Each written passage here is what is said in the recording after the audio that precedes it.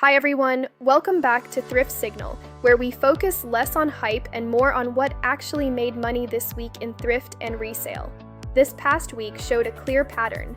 Stores are still crowded with clothing and media, but buyers aren't rewarding effort anymore. They're rewarding readiness. Clean, complete, ready-to-use items moved quickly. Anything needing repair, research, or imagination mostly sat. We're seeing a growing split in the market. Some listings sell within 48 hours, and everything else just becomes storage. So let's talk about what actually sold.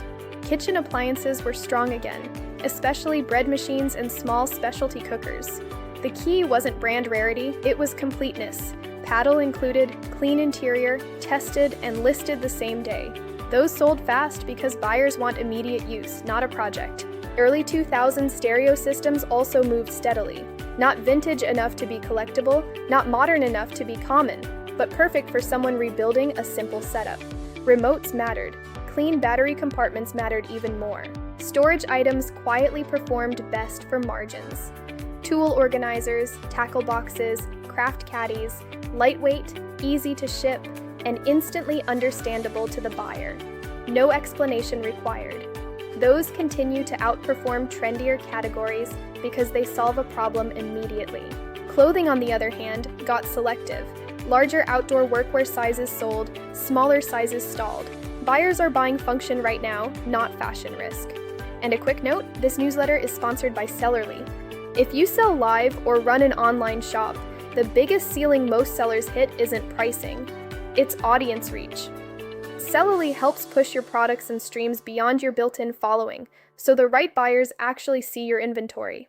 If your sales feel capped even with good items, that's usually a visibility problem, not a sourcing problem. Back to the platforms. On eBay, consistency beat volume. Daily small listings performed better than big upload sessions. Buyers filtered heavily for free shipping, so lighter items kept winning. Facebook Marketplace leaned local again. Furniture and tools moved in person, but shipped items needed aggressive pricing. Depop and Poshmark shifted towards single purchases instead of bundles, and faster shipping noticeably improved conversion. And on live platforms, curated niche shows worked better than mixed tables. Smaller focused inventory kept audiences engaged longer. The takeaway is simple. Clarity is converting.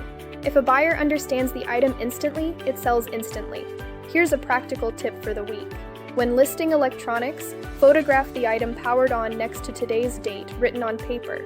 It dramatically reduces returns and speeds buyer confidence, especially for older tech. Looking ahead, indoor hobbies and organization should stay strong through the rest of winter. Clothing likely softens as early spring inventory starts appearing in stores. Estate sales after tax paperwork season may become the best sourcing opportunities. Fewer casual pickers, better hard goods. So this week, spend less time hunting trendy items and more time buying useful ones. Thanks for watching Thrift Signal. And if you're seeing patterns in your area, share them. We include reader signals in next week's issue. See you next time.